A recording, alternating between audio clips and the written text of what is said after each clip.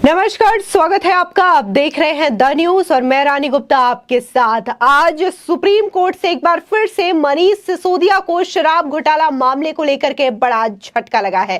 दरअसल मनीष सिसोदिया की जमानत याचिका को लेकर के सुप्रीम कोर्ट में सुनवाई चल रही थी, लेकिन आज भी सुप्रीम कोर्ट से मनीष सिसोदिया को जमानत नहीं मिली है, या यूं कहे कि उनकी जो सुनवाई है वो टल गई है। अब ये सुनवाई जो है 12 अक्टूबर को तय की गई है। दरअसल बहुत सारी दलीलें मनीष सिसोदिया की ओर से उनके वकील अभिषेक मनु सिंघवी जो हैं वो पेश कर रहे थे, और इस दौरान ईडी सीबीआई की ओर से जो एडिशनल जर्नल हैं एसवी राजू, उनके द्वारा दलीलें पेश की जा रही थी।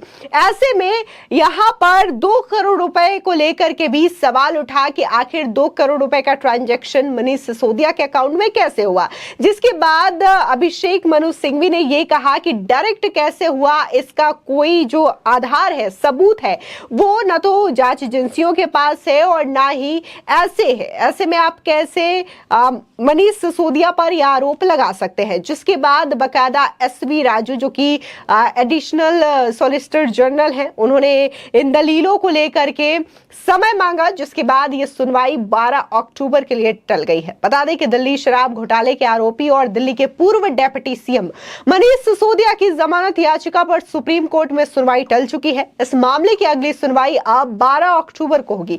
दरअसल सुनवाई के दौरान सुप्रीम कोर्ट ने ईडी पर कई सारे सवाल भी उठाए।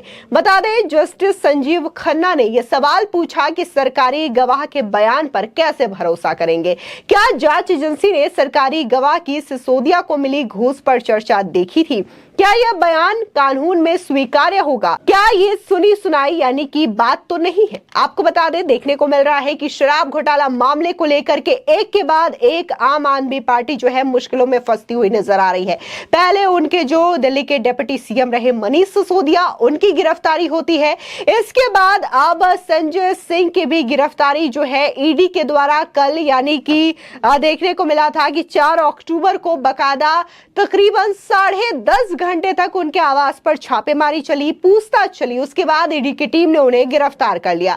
अब ऐसे में इस पूरे मामले को लेकर के राजनीतिकरण भी जम करके देखने को मिल रहा है। जहां ईडी संजय सिंह के आवास पर पहुंचती है, छापेमारी करती है, उसके बाद उनकी गिरफ्तारी करती है, तो वहीं आम आदमी पार्टी का यह कहना है कि सबूत नहीं मिला है, किसी प्रूफ के आधार पर यह गिरफ्तारी नहीं हुई है, बल्कि बीजेपी के दबाव पर यह गिरफ्तारी हुई है। तो वहीं अगर हम मनीष सिसोदिया की बात करें तो मनीष सिसोदिया को तकरीबन 1 साल हो गए हैं। वो तिहाड़ जेल में शराब घोटाला मामले को लेकर के बंद है। पहले सीबीआई के द्वारा उनकी गिरफ्तारी की जाती है, बाद में मनी लॉन्ड्रिंग मामले में उनकी गिरफ्तारी ईडी ने की थी।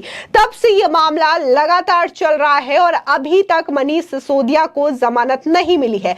अब खुद को कट्टर ईमानदार बताने वाली आम आदमी पार्टी के तमाम नेता ये कहते हैं कि उनके तमाम लीडर्स जो हैं वो कट्टर ईमानदार हैं, और मनीष सिसोदिया को सिर्फ और सिर्फ प्रतिशोध की वजह से जेल में डाला गया है। उन पर कोई आरोप नहीं है, किसी तरीके का कोई शराब घोटाला हुआ ही नहीं है।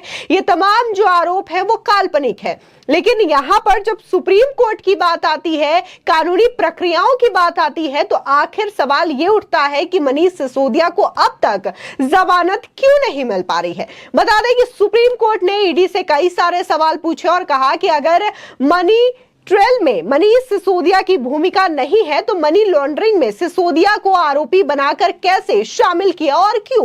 वही सुप्रीम कोर्ट ने ईडी से कहा कि आपकी दलील तो एक अनुमान है, जबकि ये सब कुछ सबूतों पर आधारित होना चाहिए, वरना अदालत में जिरह होने पर यह केस 2 मिनट में ही गिर जाएगा। इस पर ईडी ने कहा कि नई शराब नीति कुछ लोगों को लाभ पहुंचाने के उद्देश्य से बनाई गई थी। टिकट बुकिंग और होटल बुकिंग से पता चलता है कि विजय नायर हैदराबाद गए हुए थे। इसी के साथ ही सुप्रीम कोर्ट ने सीबीआई ईडी से पूछा कि सबूत कहाँ हैं। अप्रूवर के बयान के अलावा क्या कोई अन्य सबूत है? साथ ही आपको घटनाओं की एक सीरीज एस्टैब्लिश करनी होगी। इतना ही नहीं, कोर्ट ने पूछा कि अपराध की आय कहाँ है। बता दें कि सुनवाई के दौरान सुप्रीम कोर्ट ने कहा कि ऐसा नहीं लगता कि मनीष सिसोदिया इस सब में शामिल हो डायरेक्ट तरीके से। विजय नायर है लेकिन मनीष सिसोदिया नहीं है। आप उसे मनी लॉन्ड्रिंग एक्ट के तहत कैसे लाए हैं, उसके पास पैसा नहीं जा रहा है। सुप्रीम कोर्ट ने कहा कि शराब नीति में बदलाव हुआ है। व्यापार के लिए अच्छी नीतियों पर हर कोई समर्थन करेगा। नीति में बदलाव गलत होने पर कोई फर्क नहीं पड़ेगा, क्योंकि अगर नीति गलत भी है तो उसमें पैसा शामिल नहीं है तो ये अपराध नहीं है। पैसे वाला हिस्सा ही अपराध बनाता है। क्या पैसों का लेन देन हुआ था? क्या रिश्वत दी गई थी? बता दें कि सुप्रीम कोर्ट ने जांच पर सवाल उठाते हुए ईडी से कहा कि क्या आपके पास ये दिखाने के लिए कोई डेटा है कि पॉलिसी कॉपी की गई थी और शेयर की गई थी? अगर प्रिंट आउट लिया गया था तो डाटा उसे दिखाइए। इस आशय पर कोई डाटा नहीं है। बता दें कि सुप्रीम कोर्ट ने जांच एजेंसी से कहा है कि इसमें तथ्यात्मक अशुद्धियां हैं।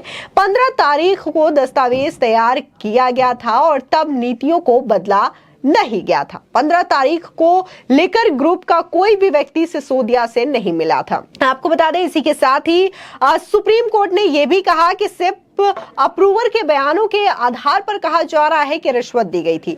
आपके मामले के अनुसार मनीष सिसोदिया के पास कोई पैसा नहीं आया तो लीकर ग्रुप से पैसा कैसे आ गया?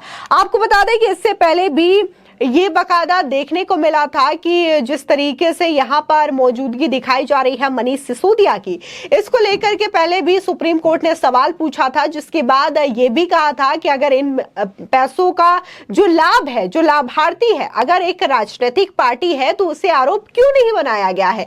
जिसके बाद ईडी ने आज अपना जवाब दाखिल किया है और इसमें कहा यह जा रहा है कि आम आदमी पार्टी को आरोपी बनाया गया है, यानी कि अब आम आदमी पार्टी भी अपनी पैरवी करेंगे, अपने पक्षधर होंगे।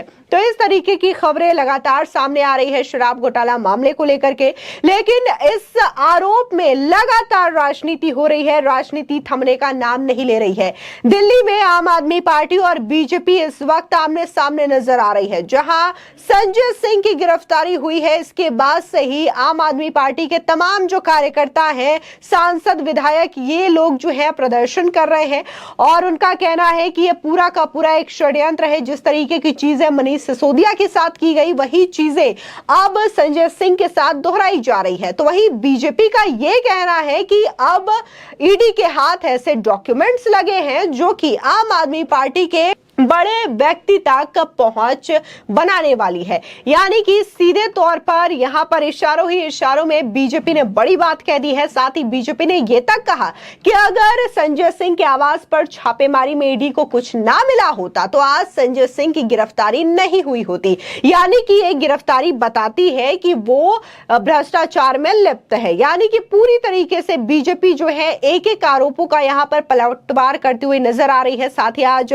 बीजेपी के तमाम जो नेता हैं, सांसद, विधायक हैं, ये दरअसल राजघाट पहुंचे थे और वहां पर बापू की समाधि के सामने प्रार्थना करते हुए इन्होंने दिल्ली से अरविंद केजरीवाल के इस्तीफे की मांग की और उनका कहना यह है कि आप दिल्ली की जनता को केजरीवाल के भ्रष्टाचार से मुक्ति चाहिए। तो ये तमाम जो चीजें हैं वो ये शराब घोटाले मामले को लेकर के देखने को मिल रही है। तो वहीं दूसरी ओर लगातार सुप्रीम कोर्ट में इस मामले की सुनवाई भी चल रही है।